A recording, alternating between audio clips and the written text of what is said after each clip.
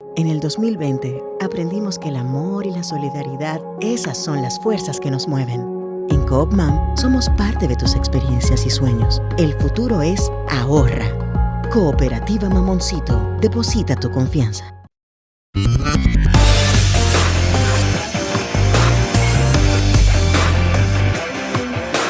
Desde la República Dominicana soy Ivonne Ferrera, ya que estamos en viernes, terminamos la semana y créannos, y todos lo sabemos que ha sido una semana bastante complicada y ha sido una semana con mucha laceración, por supuesto, matizada por la tragedia de San Cristóbal, de la que ya poco podemos decir, sino más bien esperar los resultados. Ya creo que como pasarela para muchos políticos, politiqueros y politicuchos que han pasado por ahí, como siempre, señores, haciendo de la tragedia una especie de espectáculo que siempre va a ocurrir, y mucho más en tiempos de campaña, y mucho más cuando tú tienes un liderazgo político que pocas cosas tienen que decir, muy reactivo, oportunismo, populismo, yo digo inmisericordia también para los que así lo han hecho. Y bueno, yo pienso que aquí lo único que tenemos que esperar es el seguimiento que se da cotidianamente desde los medios de comunicación a las informaciones que van fluyendo, el inicio del levantamiento para determinar qué causó esta desgracia y lamentablemente, porque probablemente tengamos que aumentar las estadísticas, seguir contando las personas que por esta desgracia perdieron la vida. Eso se ha tragado de plano otras informaciones que yo creo que hay que poner sobre la mesa. Hoy aparecen, por ejemplo, el tema del servicio, de cómo está servido el escenario de las primarias en el PRM, que tampoco a mucha gente, no es que no les importe, pero por lo menos no se detienen mucho más allá de los que directamente tienen que ver con el problema, porque todos quieren tomar como escenario, muchos para ayudar evidentemente, hay un personal que es el que está para esto, pero también lo han querido utilizar como plataforma, y eso la verdad que a mí me parece que es bastante fuerte. Una información, por ejemplo, que ha pasado así nada más, con una tranquilidad pasmosa en medio de toda esta desgracia y esta tragedia, es el tema de la firma del Pacto del Agua, ¿sí? Nosotros no sabemos cuántas personas firmaron el Pacto del Agua. Yo hablaba con Bernardo Castellano, que le está dando mucho seguimiento a ese tema y a todo lo que tiene que ver con energía. Ustedes lo saben, porque siempre lo refiero, porque siempre me retroalimenta. Y me comentaba con el tema de la firma que cerca de 200 personas, la mayoría funcionarios, aparecen ahí como funcionarios públicos, gente vinculada al sector sindical, que también son cercanas al gobierno, en una lista para firmar un pacto del que el sector medioambientalistas, de los ecologistas de este país, objetaron en principio porque según ellos no habían las condiciones, y en ese borrador ahí faltaban muchas cosas por aclarar, que no sabemos si finalmente firmaron este Pacto del Agua, que se ha dicho que es una manera, ustedes recordarán, ¿verdad?, de a través del pacto privatizar un servicio que es tan vital para la vida de los dominicanos, que es el tema del agua. Pero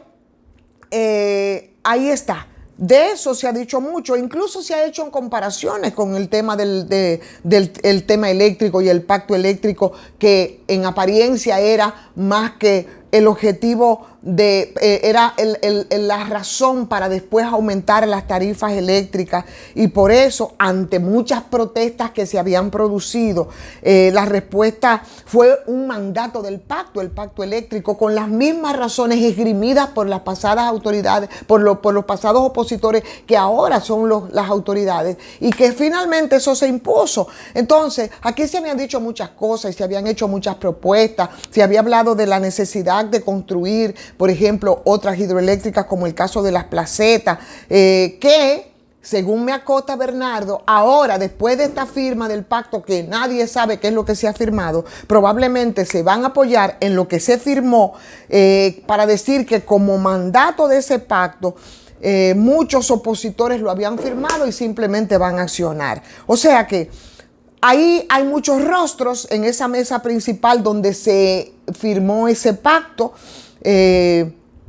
ni siquiera, gente que ni siquiera se conocen con vínculos con el sector, e incluso el ministro de Medio Ambiente, el señor Seara Hatton, que es parte evidentemente de todo esto y que está de acuerdo, extrañamente no estuvo, por lo menos en la mesa principal. Sin embargo, a mí me parece importante que nosotros veamos, por ejemplo, cuáles fueron las razones que se esgrimieron en principio desde la Red Socioambiental Nacional para decir que el pacto no se podía firmar. Y si esas razones, ahora que ya se firmó el pacto, pues han cambiado. Ellos decían que no iban a firmar. ¿Por qué? Y eso fue el borrador que se vio en noviembre del 2021,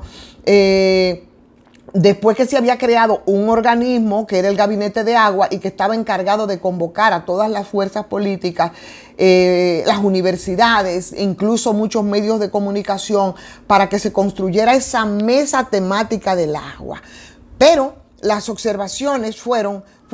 varias. Sin embargo, ellos señalaban en ese momento que había una falta de transparencia en la inversión que se requería para esta firma. Desde el Gabinete de Agua, dicen ellos, se les habían presentado datos de una inversión supuestamente necesaria de 8.500 millones de dólares en 15 años, pero nunca se presentó el correspondiente estudio técnico-económico,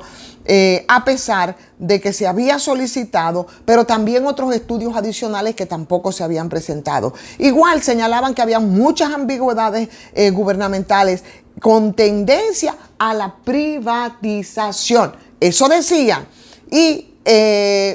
para sustentar todo esto, ellos hablaban que desde junio del 2020, desde el gobierno anterior, ¿no?, antes que Luis Abinader, bueno, pues se habían realizado sucesivos aprestos gubernativos, pero además ellos hablaban de la aprobación de la ley de inconstitucionalidad. Otro tema que ellos señalaban, la validación sin discusión. Y, por supuesto, el desprecio a esa mesa del agua que se había conformado y que estaba desde el sector social, grupos ecologistas, universidades y demás, para hacer, según ellos, lo que quisieran y lo que daban la gana. Ante esos hechos que fueron citados de manera contundente y rechazado la firma del Pacto del Agua, entonces ellos decían que era muy alarmante y que carecía de un compromiso firme y que por eso ese grupo no iba a firmar el Pacto del Agua, que es un grupo aglutinado en la Red Socioambiental Nacional que daba seguimiento a todo esto. Sin embargo, en esta semana, ¿qué pasó? Bueno, esta semana se firmó el Pacto del Agua. Nadie se detiene en esto. Probablemente esta no sea una información con la que yo pueda conseguir muchos likes, porque ahora el asunto está en la desgracia de San Cristóbal, en el morbo que eso genera, sobre todo para políticos y politiqueros que van a tomarlo como escenario. Mientras tanto, este tipo de informaciones pasan por debajo de la mesa y luego el impacto que nosotros vamos a tener, si como advierte la red entonces y sin saber quiénes fueron los que firmaron ahora los puntos señalados para no firmarlo, que se parece mucho a aquellos 10 puntos por lo que Antonio Almonte decía que no se iba a firmar el pacto eléctrico. Ahora con el Pacto del Agua no sabemos si ha variado todo lo que ellos señalan ahí para la firma del pacto o si ellos seguirán con alguna contundencia o algún seguimiento respecto a lo que se ha firmado, y si nosotros vamos a saber finalmente qué fue lo que se firmó, porque esa Red Socioambiental Nacional estaba incluso invitando con algún nivel de urgencia a todas las organizaciones ambientales, a todas las organizaciones sociales, especialmente esas organizaciones que habían participado en la Mesa del Agua, para que se unieran en lo que ellos llamaban una especie de frente común para rechazar con determinación la firma del Pacto del Agua, que ya se concretó y que nosotros no hemos visto ningún tipo de reacción. Entonces, ¿qué pasó ahí? El grupo de ecologistas, la Red Socioambiental Nacional, de repente cambió su posición o variaron los puntos que ellos estaban criticando en principio para firmar este Pacto del Agua. decían que no querían ser cómplices para contribuir a que el agua pase a ser administrada por el sector privado, que es de lo que se ha estado hablando, o ser considerada un bien económico. Imagínense ustedes, el agua, por supuesto, es un derecho humano y en eso estamos todos de acuerdo. El agua es un patrimonio nacional estratégico, el agua es un elemento natural fundamental, es un bien común, que es vulnerable y que es insustituible. Entonces, esos pronunciamientos de la red que me parecen correctos y que muchos estuvimos y estamos de acuerdo, yo quisiera saber entonces si las condiciones para la firma del pacto variaron respecto a estos señalamientos, porque el agua no es, señores, ni debería ser nunca una mercancía que sea susceptible para ser gestionada por manos privadas. Y ese es el punto de la denuncia, y ese es el punto de la oposición, y ese es el punto de la falta de transparencia que en su momento ponía sobre la mesa precisamente esos sectores respecto al gabinete del agua que con mucha contundencia hablaban de que no se iban a presentar porque los datos de inversión ni absolutamente nada estaba claro en todo este entramado.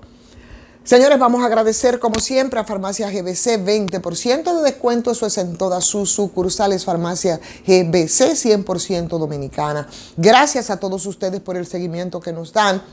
Gracias por compartir y por favor vamos a darle like a esta transmisión, vamos a invitar a otras personas a que se suscriban y si no lo ha hecho, bueno, pues hágalo también usted a patreon.com/soy Ivonne Ferreras.